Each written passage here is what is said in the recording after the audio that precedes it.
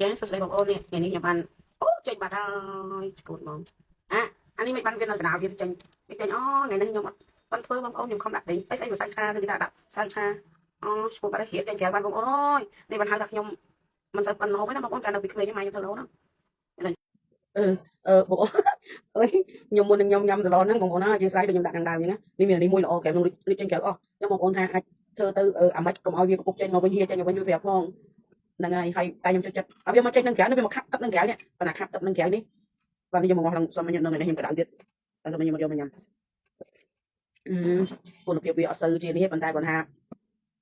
អត់សម្រាប់វាអត់សូវបានទេតែគុណភាពឆ្ងាញ់ហ្មងអូយនេះគឺត្រូវហ្មងញ៉ាំបងប្អូនឆ្ងាញ់ចាប់ចិត្តហ្មងតែនេះមានចាក់ចាក់ឲ្យពូសឡង